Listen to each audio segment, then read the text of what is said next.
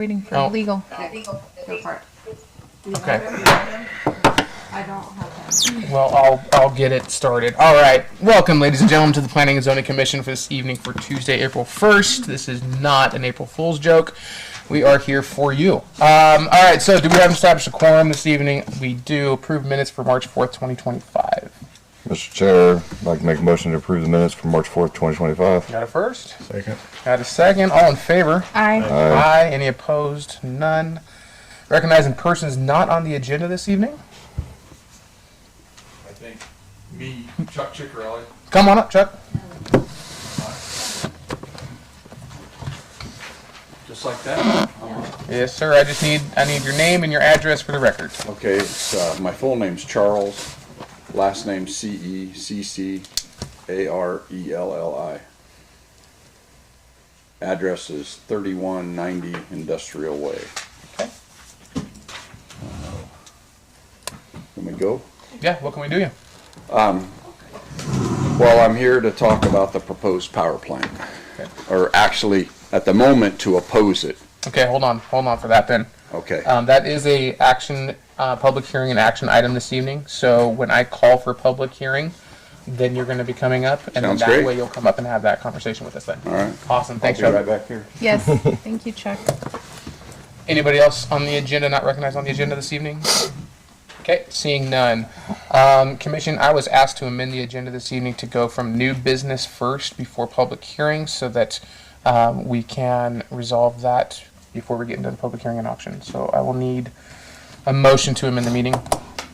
Mr. Chair, I'll make a motion to amend the meeting to take item 4 to item 1 or 3.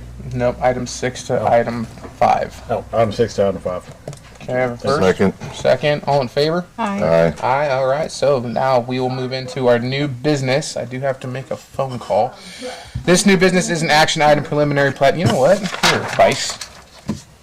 Oh, are You you get to do that. Heck delegating yeah. me? Delegating you. When you do that first. What? Oh, I guess we do. Conflict of interest or ex parte contact declarations, Commission? Negative. No? No. Perfect. So our new business this evening is an action item preliminary plat extension request from Axtell Subdivision. Dan Sharp of Noesis Engineering on behalf of Sherilyn Hammond in requesting approval of a preliminary plat extension for the Axtell Subdivision. Axtell Subdivision is a 55 and over subdivision proposed to consist of 40 lots, including 29 single-family lots, 8 duplex lots, 3 common lots. Go ahead. Sir, this is Billy Roeder from the Planning and Zoning. We've just gone through the first item of business. If you can hold for 1 second, then we will proceed. I just want to get you on the phone for it. Oh, okay, thank you. You're on speakerphone, by the way, too.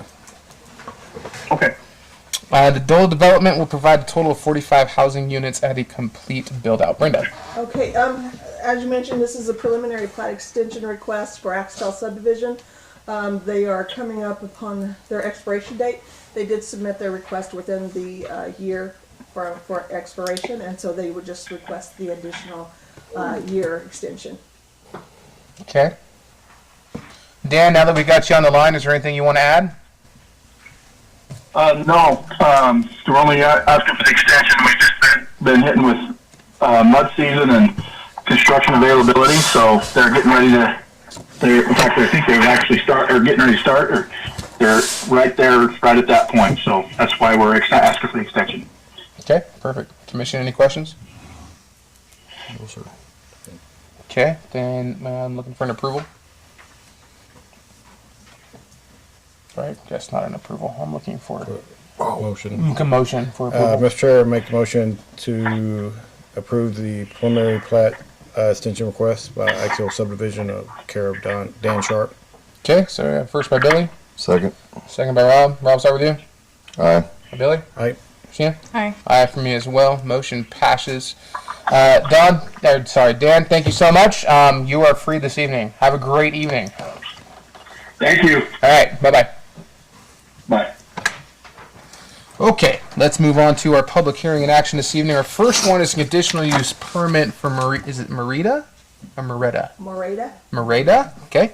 It's a request for conditional use permit. Jim Lewis on behalf of Tony Merida, excuse me, I'm going to keep doing that, I apologize. has applied for a conditional use permit to allow for use of a single-family dwelling in the C4 heavy commercial zone. The parcel is located on the south side of West 7th Street, South Street, and between South 3rd West B Street and South 5th West Street in Mountain Home. Brenda. Okay, so as you mentioned, this is a conditional use permit for Tony Loretta. He would like to build a single-family residential dwelling in the C4 zone, and the land use chart requires a conditional use permit for that. And so the properties adjacent to it that surround it to the rear and to the east and west are all residential in nature. And there is some multifamily and then an R4 PUD to the rear as well. So it would fit within this area for residential. It would recommend that the single-family dwelling be built to the R4 residential standards as far as setbacks, building heights, etc. Okay, perfect. Let's go ahead and Oh, sorry. I'm like trying to figure out where it is. let's go ahead and open it up for a public hearing at this time. So anybody who would like to come up and speak for, against, or just share thoughts. Oh, you're totally fine. He's new. Keeps it alive in here. All right. Yeah, I'd like to, I'm Jim Lewis. Yeah, come on up, Jim. I just wanted to add that, like Brenda said, that all of the homes around it to the south and to the east and the west, they're all homes. It's just kind of one lot or two lots in the middle. They split this lot. Okay. So, and it's right behind the Thrifty Auto. Okay. Yep.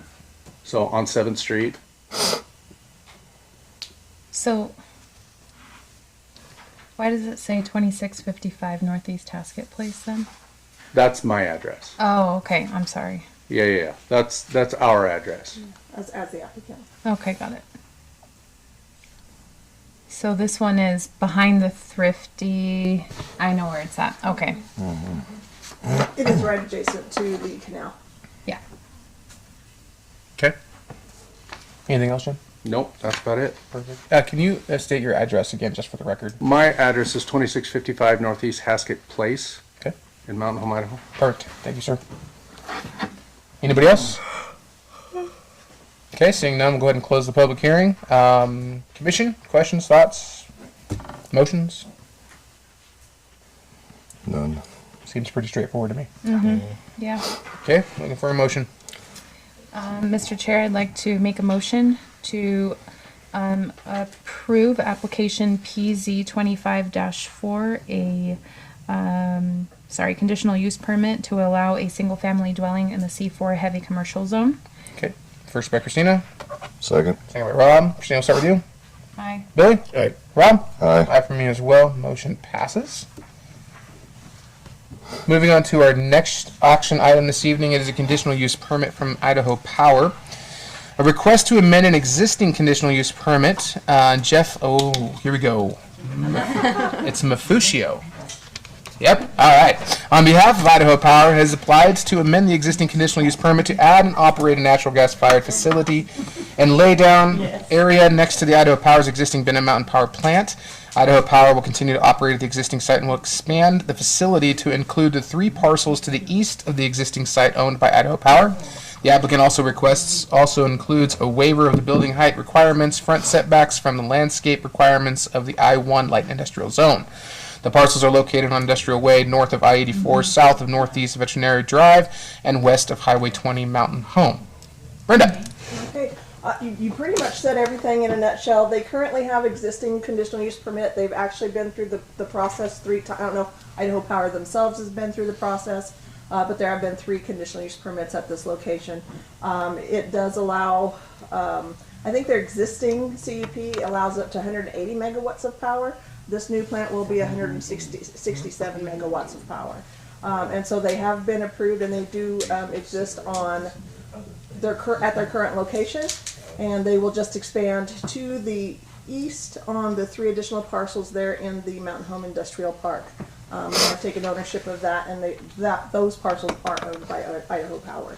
They are seeking a variance to the height restrictions from 60 to 90 feet. If Planning and Zoning Commission will allow it, and then they also are seeking to not have to do the landscape requirement. And that is consistent with the area.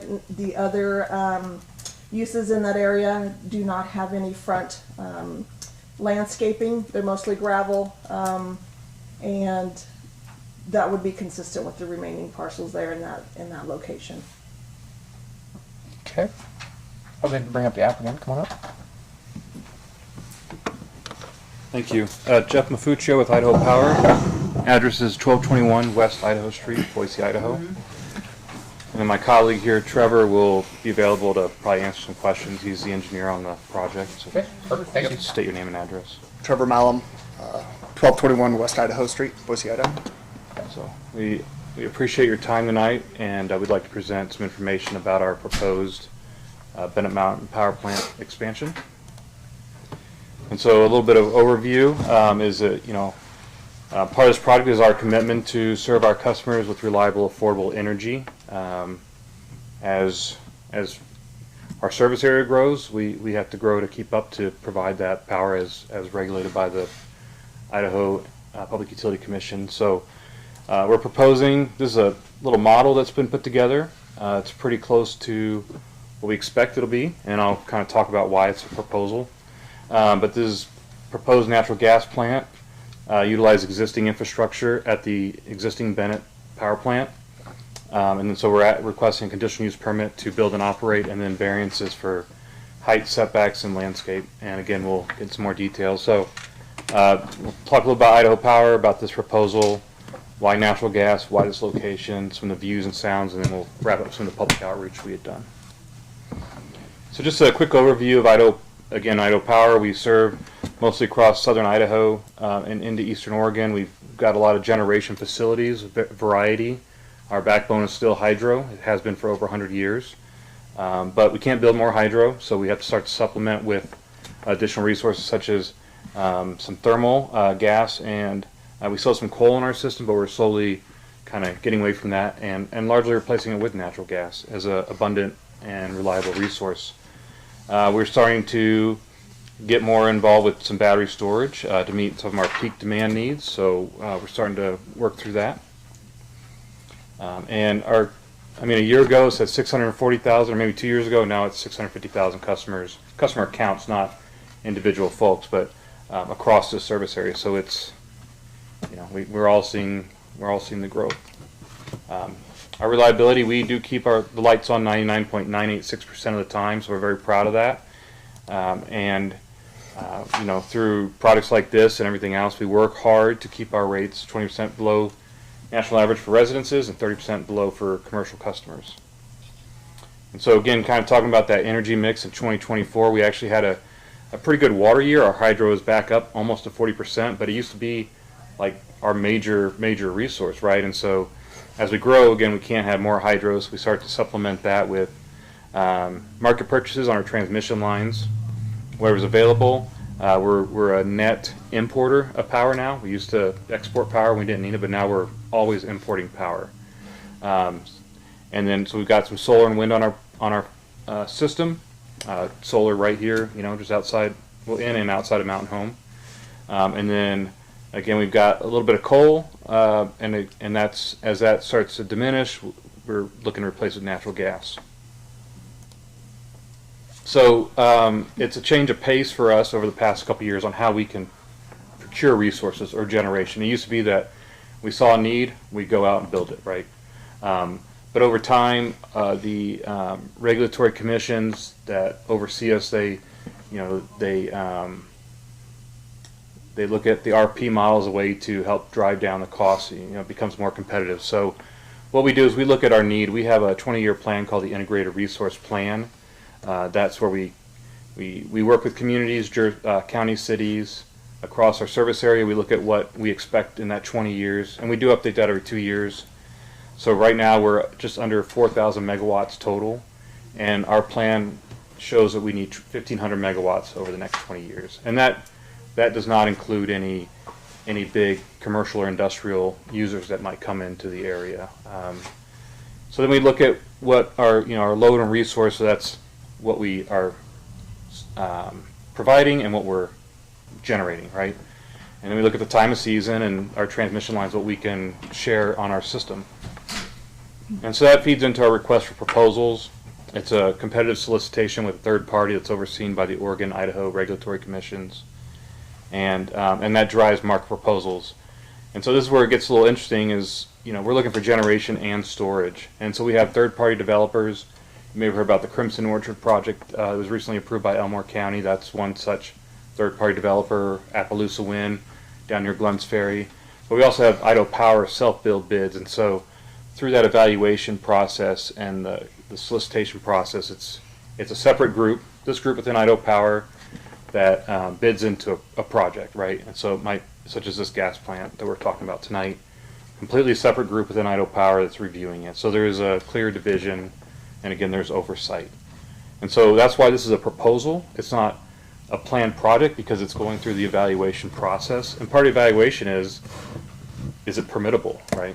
So that's a big part of it. And we'll talk a little bit more about a couple of the other permits that we're working towards.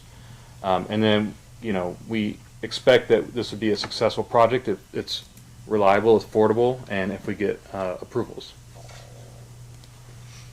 So why natural gas? It's again, reliable and affordable. I'm going to keep saying that. You'll probably get tired of it. I get tired of it. Well, I don't, but it becomes repetitive. Natural gas is low cost. It's dispatchable. We can obtain it. We own shares in the pipelines. It meets our needs in that we can quickly, we can go to it quickly. These existing Bennett and Danskin plants or turbines, they're not as quick as what we're proposing tonight, but like they can come on. We give it a day ahead, and we can plan for it. We monitor weather conditions for like if it's going to be windy and sunny, right? We can rely on wind and solar to an extent, but if we know it's going to be a cloudy day, then we can plan to fire up one of these gas plants. And what we'll talk about is this new plan is like more instantaneous. It can be like clouds are rolling over, and we can fire it up right away. So we'll talk a little more about that. But natural gas is also, it's safe and it's abundant, right? We have it in our homes, our businesses.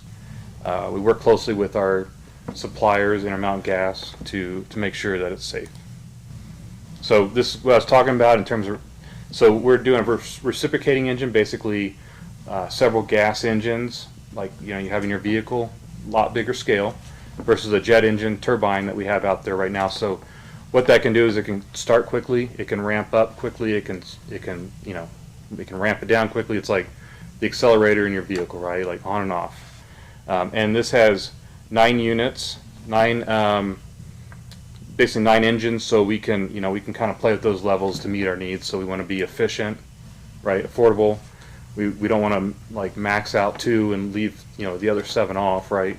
And it's easy to shut down. And so we don't know if there'll ever be a need to run 100%, but we do all our modeling, and we'll get into like the sounds and noise.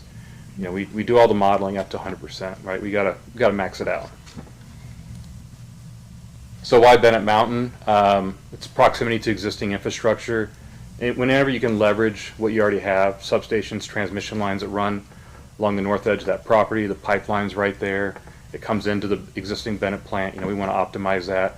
It really eliminates like probably 30 million or so, right, in costs. So we now own the property, so we want to be able to leverage what we have. It's located in the industrial area, and it's adjacent to the existing plant since 2004, and then each year there'll be quite an increase in tax revenue to the city from this facility. And so just an overview, and this is what we call our transmission viewers. So these lines are different levels of transmission, but you can see the Bennett plant is here, the existing plant, and then the new proposed. And again, we'll get into more details. We have this additional property we plan to use for laydown, and then the existing substation is here. And so, you want to know what's the benefit to Mountain Home, right? Like we're building this 167 megawatt generation facility, and it's intended to serve all our customers, but also it provides an opportunity for Mountain Home because it connects into these existing transmission lines. For example, it goes to Elmore, which then connects to the new sawmill substation that I was here about 3 months ago, to get approval on, and that sawmill will provide a direct actually 120 megawatts, 3 transformers, 120 megawatts to the city of Mountain Home, right? So it's a clear path for opportunity with Mountain Home. But again, electrons don't, like, you don't channel them to a certain spot, right? It's for the benefit of everyone, but it is clear that there's an opportunity here. So we took the model. It's from a CAD design, and then we went out and flew some drone footages. So you can see here on the left, you got the existing transmission line substation, the existing gas plant, and then across the street is Inventive products. Inventive Products. Thank you. And so then we did a simulation. We dropped it in with what we expect would be, and again, the perspective is always a challenge when you're doing models, but this is what we'd expect it would look like with 90-foot tall stacks, which we'll talk about with the variants, and then the engine housing buildings here. And then looking towards the west on Highway 20, shows you the backside. So the existing plant would be in the background, the new plant would be in the foreground, and you can see the existing transmission lines, which are taller than 90 feet. So they're, I think, a little over 100 feet. And then we did, we thought about all the kind of the concerns that might come along with this. So one is sound. We did, again, this is a early model. We plan to do more detailed studies as we get further into design. But we did a desktop study based on this plant. Basically, it's like a package plant, right? It's no different than buying a small block Chevy, put in a variety of vehicles. Well, it's a little different, but you get the analogy of it. And so we took this plant with data from other uses around the country, and they have different levels of sound mitigation. So a level of mitigation that is probably less than what we will commit with. It produces 75 decibels within our facility, and at the property boundary 72 to 73 day or night. So that is less than the daytime and nighttime sound limits for the industrial zone. And as you can see in these sound contours, it starts to drop off. And this is without including any ambient noise from the interstate, the highway, other uses in the area. And this is at 100% maxed out. The models that maxed out. And also, I think it's important to note that like this plant, again, will run on a seasonal basis. So we wanted to go out, and we communicated with Brenda. We wanted to go out and do some ambient noise monitoring with the existing plant running, but it hasn't been running because it's early spring and there's not enough need for electricity right now to run the existing plant. So when we have an opportunity, we want to do that. So in comparison, we looked at like I think the FAA's sound level charts, and so 70 dB is a vacuum cleaner from 10 feet away. I believe these are all from 10 feet away, or 3 meters. So a couple items we'd like to cover is the request for the 90-foot tall exhaust stacks. This building is around 60 feet. 60 feet is doable, and in this facility we'd prefer 90. Basically, it gets it up, any emissions up a little further, any air a little further. Any specific questions on emissions, I'll pass to Trevor after. But basically, it just gets it further away. And so, as part of the land use approval, that feeds into the Idaho Department of Environmental Quality's air permitting. So we kind of want to know, what's feasible from the city standard before we continue with the air quality permitting, and we could provide that information once that's approved as like a condition of approval. And then a couple of the other variances are really about just providing a little extra space for the plant layout. As you can see, it's a north to south layout with these nine engines, and then over here are the like the big radiators. And so just real quick on that, it's a closed loop system. Again, it's like a vehicle, closed loop with a coolant based and water, and they have these big tanks that it's all kept in. So If maintenance needs to be done on the system, it's put in the tank and then put back in. So nothing's going to the groundwater where it's minimal water use. But one reason why we'd like to have variance from landscaping is, as Brenda stated in her report, it's kind of consistent with the area, but also it further reduces our water use. And then the variance for the setbacks on Industrial Way, without landscaping, we just request from 30 to 20 feet for that variance. So some public outreach that we did is we held an open house back in late February. We sent out invitations in a 5 square mile area, so beyond the city limits, but to the folks or businesses along the highway and the industrial park, houses up north into the county, and then south and around the golf course area. We had, I believe, a handful of attendees, and we were able to have a good conversation because we were there for a while, and then we did direct customer outreach calls before and after, and then we continue to maintain a web page and product team email on the facility, and that's usually it's important during permitting, but also during constructing. Right, there's a way to contact us. And some of the feedbacks were concerns about construction impacts with traffic, lighting. Traffic mainly is, we just need to really be diligent where trucks are going to minimize impacts to other users on Industrial Way and Veterinary Way along the north edge. And then lighting, consider the code for lighting during construction, and Trevor can get into more some of those details. And then again, the sounds and the views of the new facility, which we covered. So I think with that, I'll just end here with a couple of these proposals, and happy to answer any questions. Or Trevor's happy to answer any questions. Okay. How about before we ask any questions, Sure. I will go ahead and open it up to a public hearing, Okay. and we'll get any input from the public, and then we will bring you back up. All right, thank you. Thank you. And with that, I'll go ahead and open it up to public hearing. So, Chuck, come on up.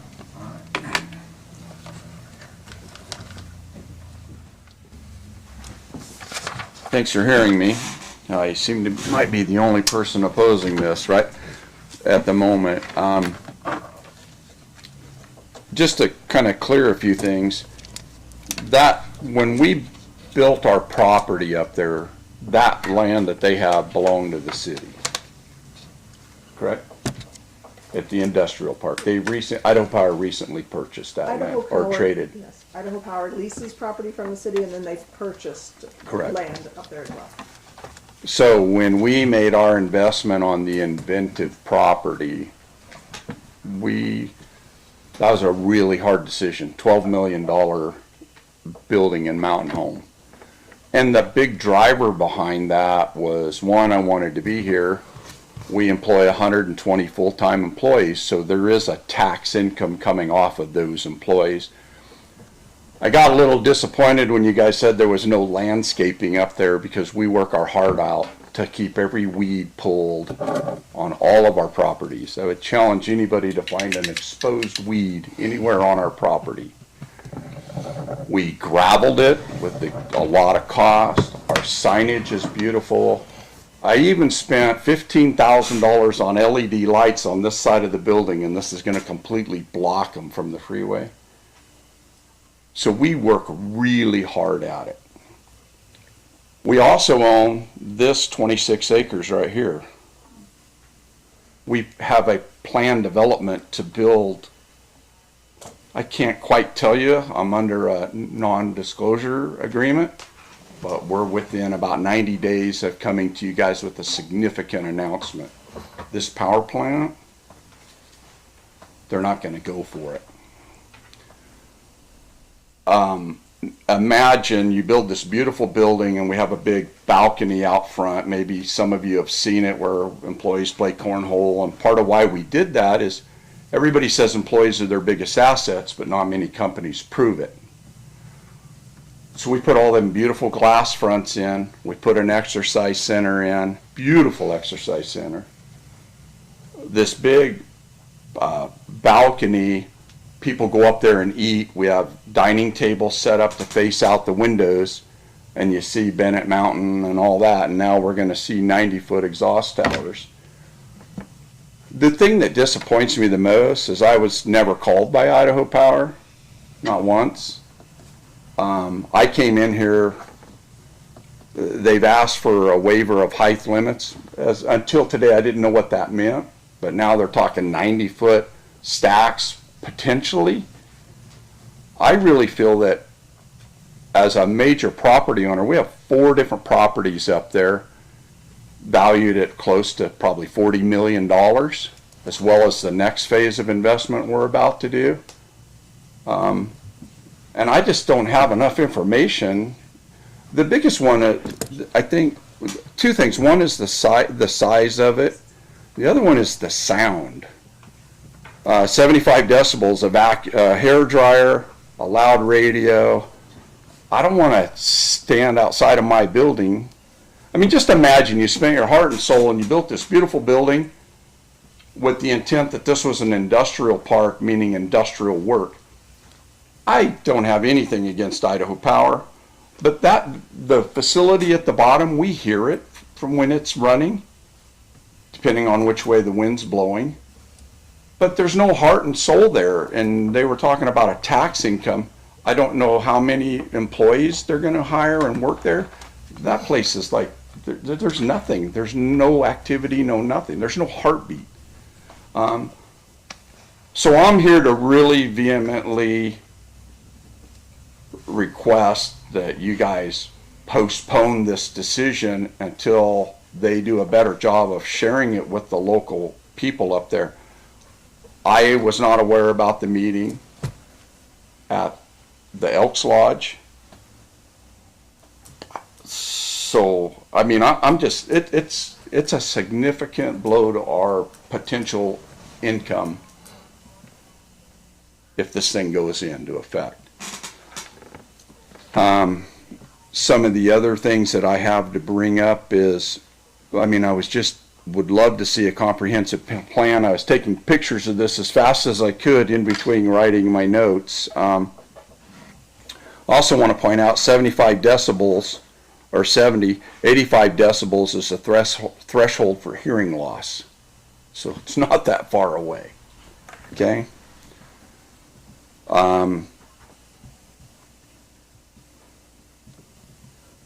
I think there should be, if this moves forward, there's got to be an expectation of noise abatement as well as continuing to make that place look gorgeous. Like, you guys would have to admit, if you drove up there, that is one of we wanted that to be a premier entrance into Mountain Home. When you drive down that highway and you look at our properties, you don't say, I think I told you before, when our property was appraised, the building cost $12 million, they appraised it for $9 million. And I said, why? And the appraiser said, because Mountain Home is an economically deprived area. And if you ever go to sell this building, you're just not going to get the money that you put into it. And it really aggravated me because this is a wonderful community. And we've just worked real hard at it. I do not want to see that. And I don't know who does. Like, I don't know of a single human being that, if you had a beautiful facility across the street from it, would say, yeah, I'm on board. I want to open up my door and see that every day. I don't understand why there and not by the other plant. I don't understand. Like, I know our industrial park's been vacant for years, but man, that's the place you want to have available for power sports dealerships, more manufacturing. Once it gets built with this thing, it's over. Where are you going to build? If you're a manufacturer and you want to build, where are you going to go? Name another significant plot of land in Mountain Home where you could go in and build a manufacturing facility right now. I challenge you. Where would you build another hotel? Where would you build another restaurant? There's no more places left like this. So I've said my piece. I just hope you guys reconsider, and I would love Idaho Power to do a better job of making sure that I fully understand what they're going to do.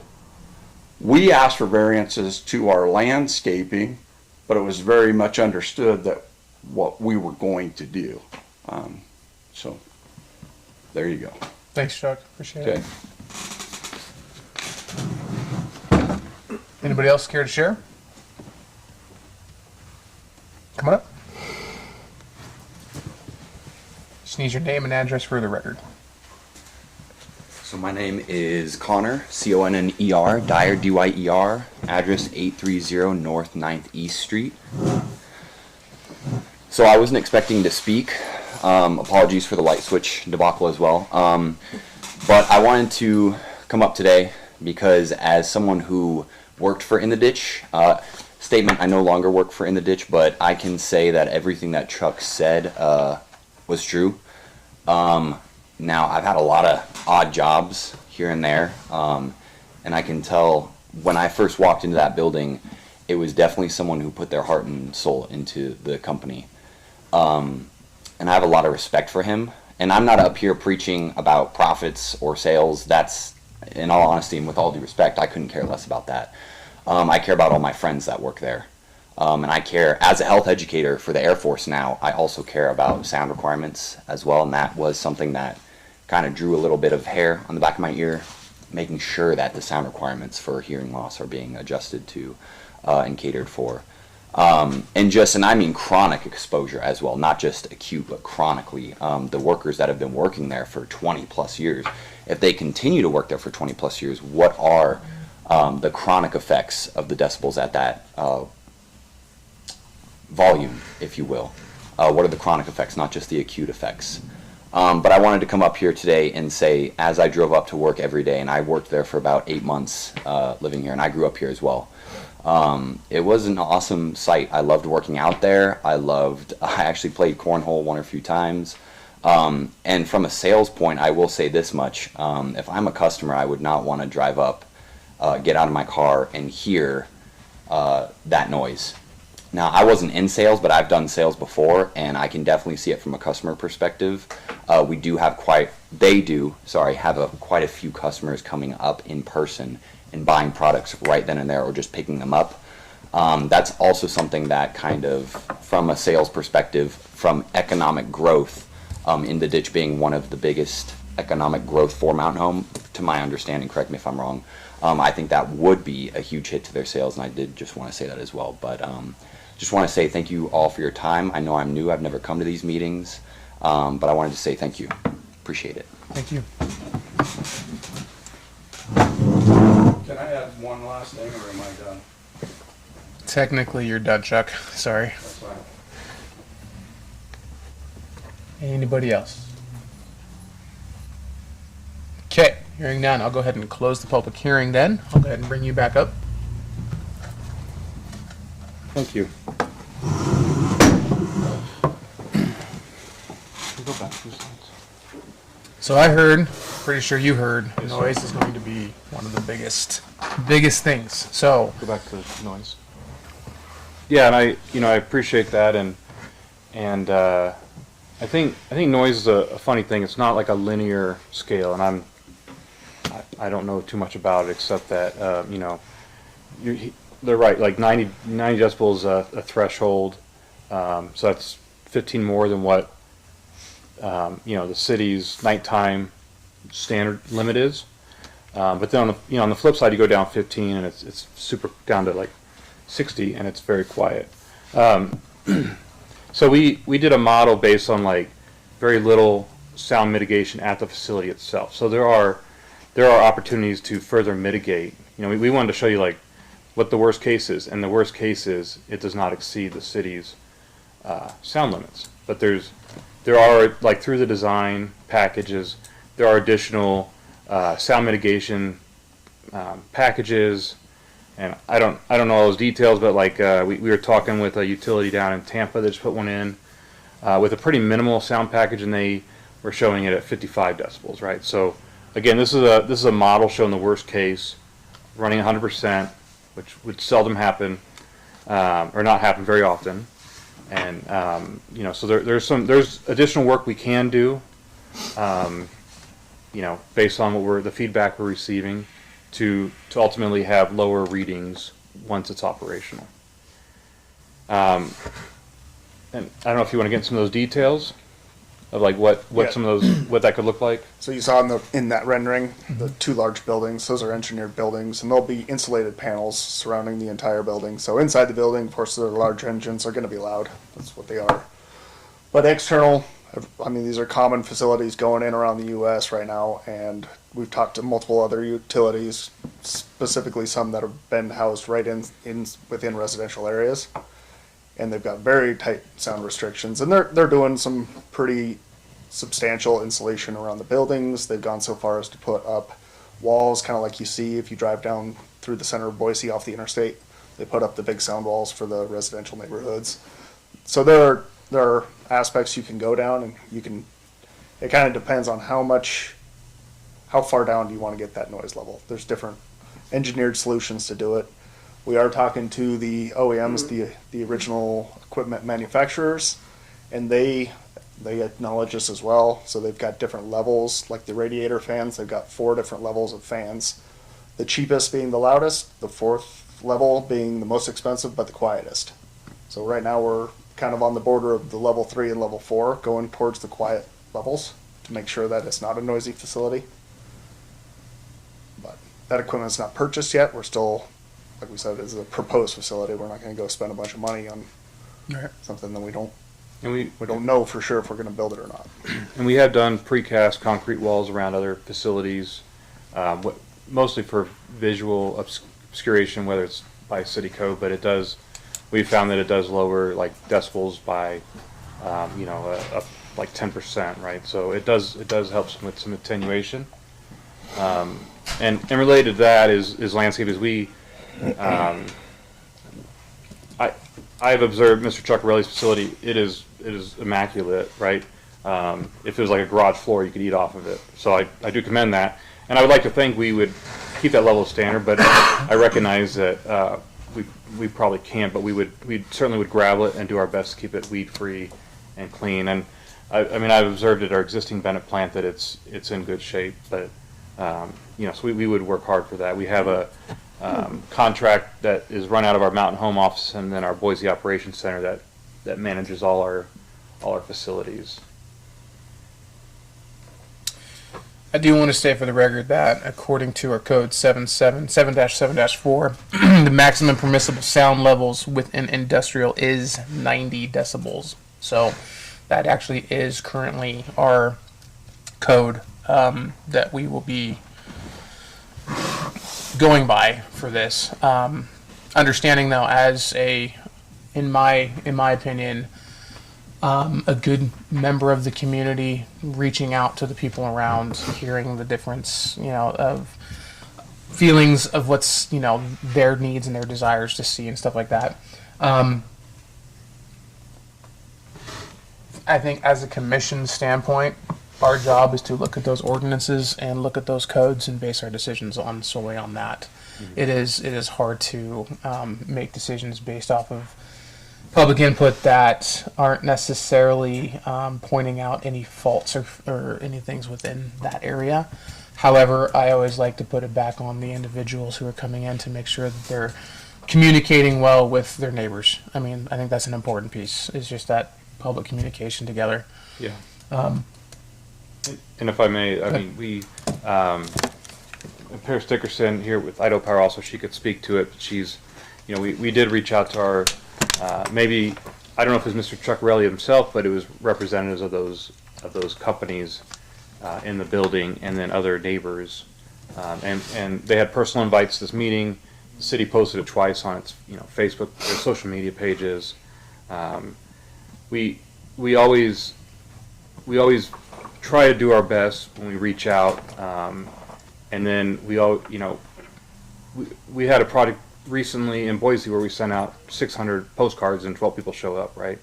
So I know it's difficult. To schedule times, also, and so we're happy to continue discussions with Mr. Chuckarelli, even through the construction process, because there's always small things that Idaho Power can do.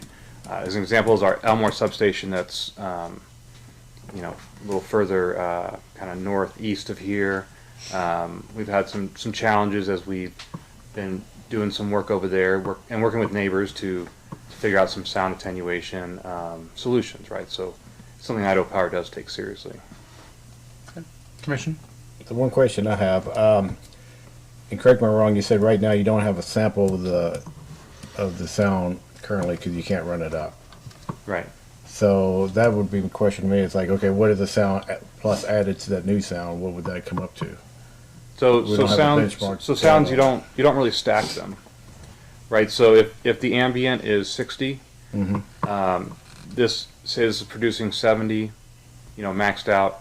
It's the ambient is it's not going to be 130. Well, no, I get that, but the quantitative data is if you run it at 60, then you add more to it, it's going to be louder. It's like adding one speaker to another. If you expand in a plant and it's running at 50, the other plant's going to produce and it's going to be louder overall. But it won't be 100. We don't know. We don't have a. That's where I'm asking where it's at right now. So this way, because you talk about the other areas that you talk to the other power companies, but do you have benchmark data on that to illustrate their sound quality? Because that's the biggest concern we have right now. At least I do. Yeah, we don't have any of their sound studies. That was just conversations with their plant 'cause- managers and their engineers. And I get that, but it's to present it and to be a good steward of this position, we need to know the quantitative data on it to make a better decision. And from what it is currently and what it could be. I understand what you're saying. Question, do you guys have a similar plant like this other places? We do not. No. So it's just kind of like that first. Yes. Okay. Okay. So what are we, I guess, the variance is what I'm looking for in the paperwork. Trying to find it. What exactly? The height and the setback? Yeah. Yeah, So is that it? Because that, Height, setback, and landscape. Landscape. And when you say landscape, you said something about rocking, right? You're going to put rock around Yeah, it. yeah, So yeah. technically that's Okay. landscape. You're just looking for no bushes, no grass, no stuff like that.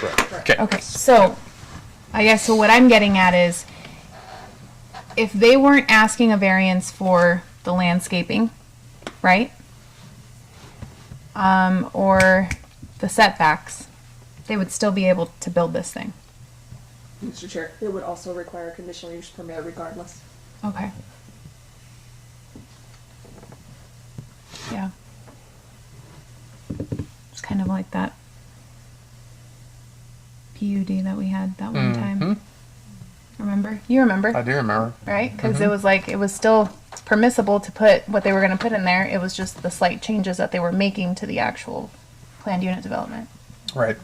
Right. And whether they would come in without any of the variances, they would still have to come in with a conditional use permit. Got it. Okay. To add on to all of that. Well, because of what's coming in. Got it. Yeah. Rob, do you have anything? I think it's been stated a few times, so this is not a definite site. This is just a possible location for this, correct? This is our proposal for our current response back to, there's an open bid within Idaho Power. Right. That bid is closed. So if this facility doesn't move forward, then our bid will essentially be thrown out. And then you have third-party bidders bidding in, and the evaluation team within Idaho Power is sorting through whatever bids they have. Since we're essentially a bidder into that, we're not privy to what other bids are in there. Right. We don't know if there's other This is facilities. Idaho Power's internal solution to this, is what? Yeah. Yes. So then other solutions would be solar and storage or wind or other facilities like that. So potentially, big picture scenario. Let's just think of the chess pieces, right? We tell you no today, and we say no, you can't do it because whatever. And so we tell you no, and then 3 months down the road, we get another bidder who has won this bid, and they're coming in with the same exact project. Is that what I'm hearing you say? Well, no. Well, we own this property. Right, but you are doing the build out right now. We're proposing to build out. Yes. Oh, Preliminary design. Yeah. Yes. So Right. the evaluation team, they have a stack of bids from my team as well as whoever else wanted to build either solar, battery, wind, whatever they wanted to propose within Idaho Power's regions. Right. So that evaluation team is looking at all these bids and saying, this one's not feasible, this one's not economically likely, and trying to figure out which ones are the most likely to be able to be brought online by the time they need it. Okay. So if this one goes out, then they're gonna have to go back to these other bids and figure out if there's third-party bidders that can build something else. Now, whether or not that's in Mountain Home or Elmore County or That's what I Payette, wanted. we don't know. That's what I wanted to know. Yeah, we don't So if right now we say, no, this is not going to work out for us, hypothetically, if hypothetically we say it's not going to work out for the city of Mountain Home right now, then you guys would basically go and look at bids for any of your other properties in the state of Idaho. Is that correct? The evaluation team would. Yes, right. Yes. Okay. So that But not for this year because the bidding, opportunity to bid is closed. over. Okay. Yeah. Yeah. But at the end of the day, that's It'd be a third party developer owning and operating a facility, and Idaho Power is buying that generation at whatever that cost is. got it. And so that in turn would affect power costs for everybody, county or city, correct? Yes. Okay. And I think, I mean, we expect with I don't remember the projected cost of this facility, but that would be like several hundreds of thousands of dollars of potential city tax revenue on an annual basis. Got it. And so just thinking infrastructure, because it's so important to us here in the city of Mountain Home. So thinking of infrastructure and thinking of our residents. So then this particular gas powered generator, that's what it is, right? Yes. Okay. So this particular gas generator, if something were to happen to solar or wind or water power, any of those things, this one immediately kicks on. We don't have to wait for the sun to come back out. We don't have to wait for there to be more precipitation. We don't have to wait for it to be windier. This one just automatically pops back on. Yeah, if you don't mind, I can go back to, Yeah, so our existing gas turbine, like the Bennett Mountain and the Danskin units. Mm-hmm. So the original Danskin units, they were built back in 2001. Okay. They're the oldest units we have Here and as far there. as gas turbines. right there. They take close to 45 minutes to get from cold steel to online and generating Got it. full load. Because, The newer units, Bennett and Danskin, they were built in 2005 and 2007, respectively. mm-hmm. They take about 30 minutes. Okay. So still in the grand scheme of operating the power grid, that's a very long time when you're operating hundreds of megawatts moving, especially with the solar and wind moving around so much. Yeah. These units are expected to go from cold iron to 100% load within 5 minutes. Okay. So So they're it's, very, very rapid. if you've been out compared to to our the air base, right, it's the same as like those jets firing up. Yeah. You know, they're slowly firing up versus starting your vehicle. Yeah. No, I mean, I'm understanding. I wouldn't want to be, in the middle of winter with my power off, especially if I have an electric furnace. That would not be nice. I am not a cold person. I do not like the cold. I understand. So if I have to wait an hour versus 5 minutes, and that goes for every resident in the city of Mountain Home. And really, like, what we're obviously going to do our best to avoid those situations. So then it Of may course. be we're buying power from out of state markets where everyone else is buying markets. A year ago, January, we were paying $1,000 a megawatt hour, which, that's like hundreds of thousands of dollars for that hour. Yeah. Just to make up for if one of these facilities was down for maintenance. So to have that redundancy and resiliency on our system certainly avoids those costly situations. And you mentioned, and I assume it's probably because of the growth, which, I mean, it's kind of a vicious cycle, but if you have, you said we used to operate at a surplus, we were handing out electricity like it was candy, but now we have to ask for electricity and import it, which then in turn, if you guys are having to pay for that electricity, we, the residents, have to pay for that electricity. I mean, I have really, truly enjoyed the water costs going up in the city too. It's been awesome. And I'm sure that somebody within the city limits was probably, not as excited about water costs going up. And with relative to the city of Mountain Home, also we have you can see SWML. That's our new sawmill substation for that rail Just industrial down park. here, yeah. That's being planned out. for that new industrial park, and so that provides another like injection into the city of additional available electricity. Got it. Okay, but that one would basically be powering all of Idaho, not just Yeah, Mountain it's Home. all, but again, it's just putting more on the system itself. Got it. Um, Thoughts? I want to go back to the sound level real quick. Okay. Sure. Again, the max is 90 decibels. However, on 7-7-5, between 10 and 8 a.m., that is reduced by 15, which means that that's a max of 75. Mhm. So at night, you've already hit max, right? We're very close. If I mean, Trevor can speak to it. I think he's done more operation of plants, but there's really no reason why we would be maxing out a power plant at night when power usage is down. But we understand that's the limit, and we would need to work to keep that under that. Mr. Chair, if I can ask the applicant, is that decibel level, is that with all engines running? That's all engines like And at pedal to what- the metal. How often will those engines all be running at one time together? We don't know that, to be honest. Like, there's wildfires and there's plant outages and there's all sorts of stuff that can disrupt different areas of the grid. So our load serve operations group, they operate the entire grid. They manage the power plants that are operating as well as all the transmission lines. And they have an obligation to balance all of that, whether it's generation made within the state or imported or exported, everything has to remain balanced. So say some of the big hydro units in the Hells Canyon are offline for maintenance or damage or whatever the reason, other facilities have to make up that amount of energy that we're missing. So we're constantly in a balance, and for the last 10 years, I was the maintenance manager for our gas turbines. And we sat there and we looked at planning with our hydro groups and all of our counterparts to make sure we don't take down gas turbines at the same time as hydro turbines, to make sure there's always enough electricity. So it's kind of a delicate balance, but the good thing about our hydro facility is we have a ton of power in the early spring, early summer because of all the hydro runoff, all the snow melt. So it gives us a great opportunity to do our maintenance on our gas turbines in that springtime. And then they're all available for the summer and late into the fall when we start running out of water in the river system.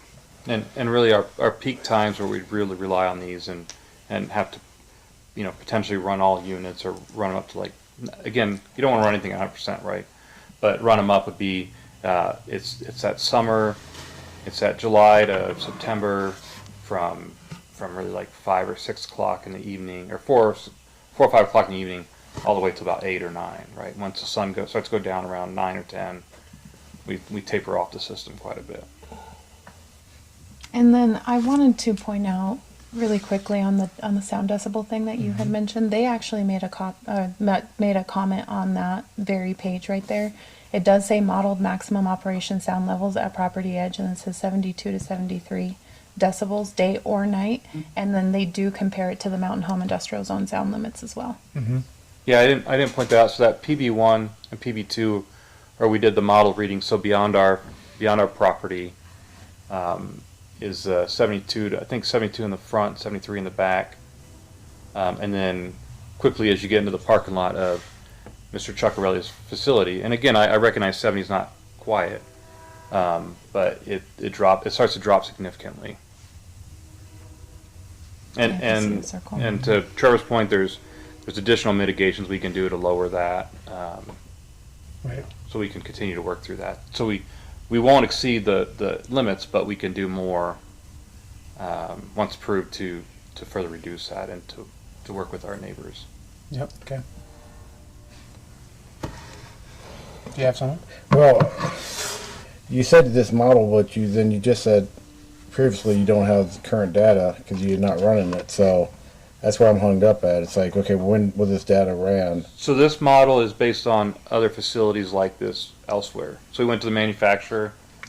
Yeah, so we have an engineer that's built many of these facilities. So they're the ones that produce this sound model for us. So they went to the engine manufacturers and they talked to them, what are the decibel ratings with no mitigation whatsoever inside the engine. And then they take all these pieces, they model the 9 engines, they model the fans and everything, and I don't know what software they use, to be honest, but That's what produces all this. And then they start adding, they say, all right, we'll add insulation to the building and see how much that reduces the engine noise. And There's a we'll- lot of variances that will go into that too, though. I guess where I'm stuck at is what is the current reading for the sound, not based on a model. It's like a traffic study. It's like we can do models, but what is the current traffic that's actual there? No, I understand your concern. Well, maybe it's something that we could do like of some frequency, we provide a report as a condition of approval to ensure that we're continuing to meet the standards.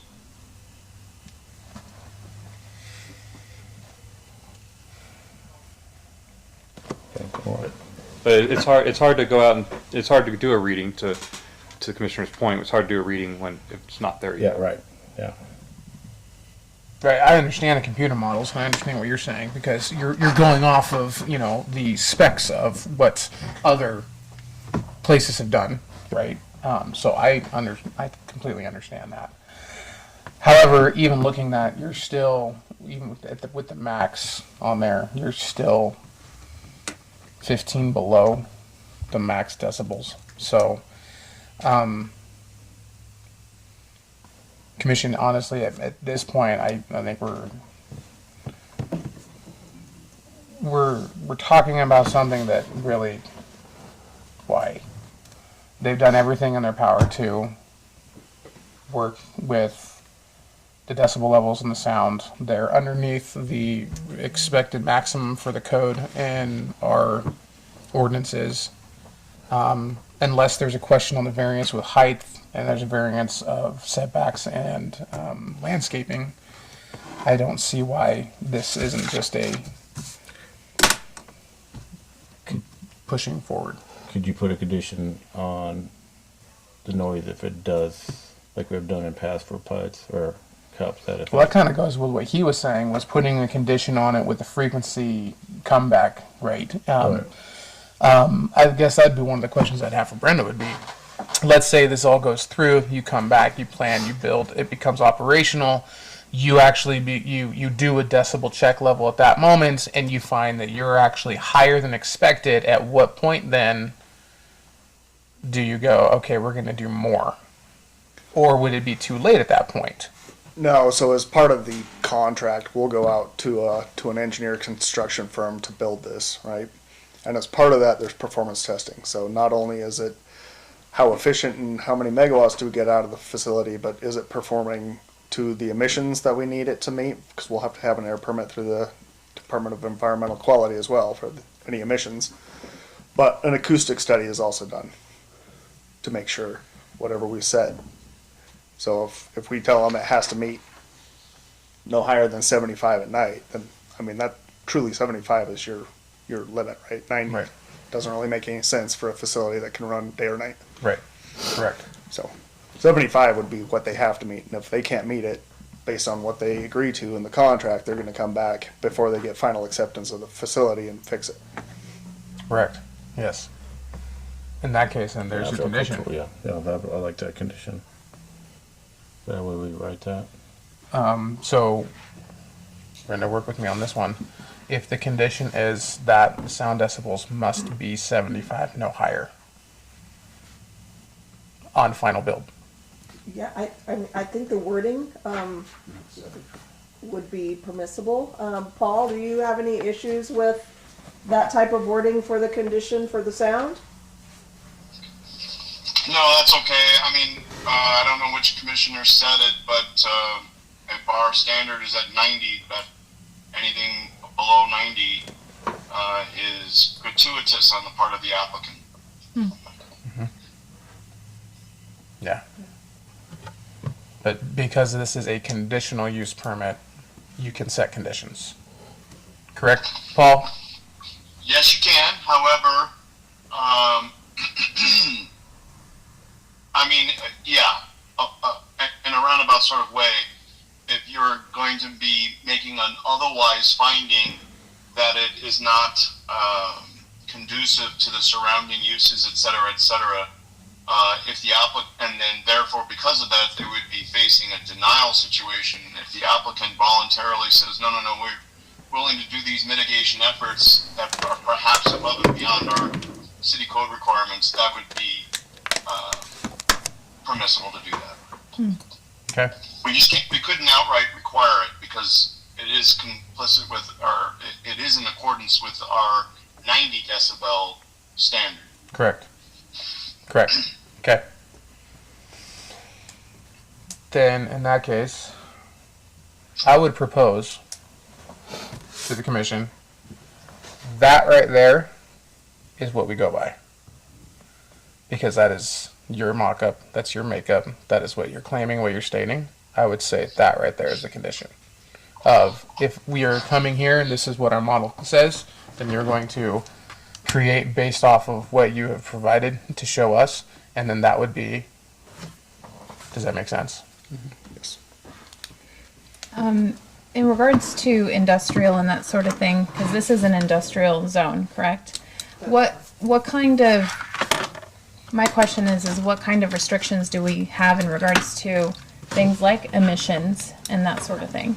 Is there anything, I mean, we know a sound emission and what that would look like, but what about waste and all of that stuff? Mr. Chair, Commissioner. So within our code, we don't address the emissions. However, with Idaho Power's applications through DEQ, Yeah. that they're going to have to meet those requirements. Got And it. so within the staff report, it does say they have to meet federal, state permitting standards. Okay. I don't have any other questions. Okay. So the only thing I would then say would be for the commission when you propose this, it would be under the condition that they follow the guidelines based off of the presentation that was shown. Is that right, Paul? Yes, perfect. If it's within their own presentation, then certainly we can grant it based upon their representation. And then let's put in there and any other guidelines that they have to abide by, by any other entity that is requiring them to abide by those. I don't know if Requirements. we can enforce that. Okay, we can't. Okay, No, like for example, DEQ. but or for city, That's state. for the city, yeah, but I mean that's basically the only thing we would have would be your setbacks and your sound emissions. got it. And this is a preliminary, is that right? This isn't the final. Correct. So we still have another hearing before that anyways. Absolutely. Okay. Mr. Chair, I would like to ask the applicant one more application, and that's with regards to the laydown yards and what type of materials will be stored within those areas, What kind of materials would be stored in the laydown? within the laydown areas. So, any type of general construction equipment, so a lot of steel, you're gonna have scaffolding, some lumber, a lot of heavy equipment when you're doing the underground construction, things like that, so excavators. You'll definitely have mobile cranes on site for construction, forklift traffic. We'll have mobile offices. Mr. Chair, and the reason for my question is with regards to storage in the open space there. And so that would be, in my opinion, would be considered the side yards, which open story would be allowed, but it would have to be screened from view. If Idaho Power would be amenable to screening those lay-down areas from view, that would be consistent with the code as well. And the screening does not have to be with vegetation. It can be with fencing. Like Is there a height or a height limit, or? We do have, I got curious. we do allow for a 7-foot fence inside the city limits. You can go higher with an engineered fencing plan. But it's gotta be a opaque fence. Correct. Okay. Yeah, it must be screened from view. And there's 2 locations at the site, so you have the existing one, and then you'll have the one to the east. It's like chain link with slats. Yes. Okay. Easy enough. Yep. Make sure you include that as well within your condition. And since y'all are going to be the ones that are actually going to say this. Okay, Mr. Chair, I'd like to make a motion. Okay. Let's just go. I move to approve application PZ 25-3 to amend an existing conditional use permit to expand the existing gas-fired plant north of I-84 located on Industrial Way and request a variance of the building height standards, setbacks, and landscaping for I-1 zone. With the condition that they follow the guidelines that they themselves presented to us in their presentation today, April 1st, 2025. Specifically for Specifically for the sound, the decibels, the operating sound. and The fencing. And that they follow fencing requirements for the city of Mountain Home. I'm sorry. Also, I just got it. Excuse me. I got it first. You okay? I'm dying over here. It's fine. Apparently. Do I have a second so I can go home? Second by Rob. All right, Rob. Aye. Billy. Aye. Christina. Aye. And I myself. Motion passes. Thank you.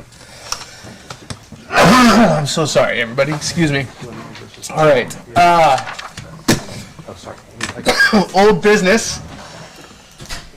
Billy, why don't you take this one? Old business land, the use chart proposal changes. Are we prepared to discuss this tonight? Oh, goodness. Everything's fine. It's right It's there. fine. Everything's fine. It's fine. Do we have everything we need for the discussion on this? Well, we've been going over it a few times. If you are not prepared tonight and would like to bring this again forward at our next meeting, we could certainly do that. Well, so what is the discussion that you want to have? I looked through everything, and I know that there was a lot of changes and adaptations to what we were doing, but what were the major significant that previous to what we talked about? We haven't completed going through the chart in and of itself, so I think we've made it all through the residential. We are now headed into the commercial. Are you ready for the commercial? Because I remember from our last meeting, correct me if I'm wrong, gentlemen, it was we want to finalize residential before we move on to commercial. Correct, which is what I should have said was there are permissible residential uses within commercial zones, and those commercial zones we have not yet discussed for the residential uses within those zones. Okay. Commission, I'm leaving this one up to you. Do you want to discuss this tonight, or do you want to push this off for our next meeting? I did not bring what was necessary to discuss this tonight. Yeah. So, I say table it. table till next. Table to next meeting? Yeah. Yes. Okay, then we will table this to our next meeting. Any department head item conversation that you would like to discuss, Commission? There's no new updates on vacant position. No, we have not had any, to my knowledge, we have not had any inquiries by anyone to fill that. Okay, items requested. You know, I don't know about you guys, but it would be awesome to have like paper, Yes. like, very awesome. you know, Yes, please. just that would be items requested by the commission or staff. You want me doodling on stuff. You don't want me I just thought that might be. falling asleep. Commission, do you all agree with that 100%. request? 100%. I just want to make sure. please. I feel Okay. like I'm ungreen Yes. if I say yes. Any final comments? No. All right, we are adjourned. Understood. Thanks, Paul. Thank you. Thanks, Thank you, guys. Paul. Off to Greenleaf. All Have right, fun. say- Thank you. Sounds amazing.